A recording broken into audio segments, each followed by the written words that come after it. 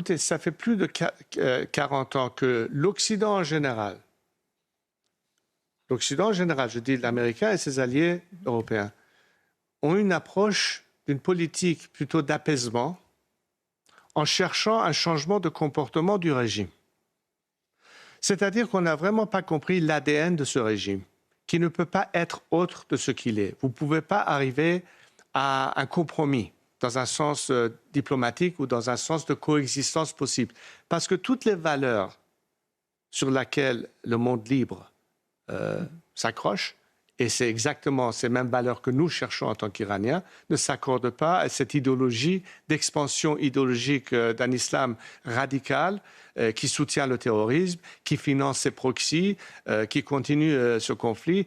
Bref, c'est impossible de trouver une solution dans ce régime. Donc, la seule façon d'éviter le problème que ce régime a créé, c'est qu'il n'existe plus. Donc, changement de régime. Donc, ce que vous dites à Donald Trump, Reza Pahlavi, c'est vous ne pourrez pas discuter avec ceux qui resteront de ce régime iranien. Ça ne servira à rien. Il faudra un changement total de régime. C'est ce que vous dites. Écoutez, n'oubliez pas que le président Trump, dans son premier mandat, s'est retiré du JCPOA en disant que c'est un très mauvais deal.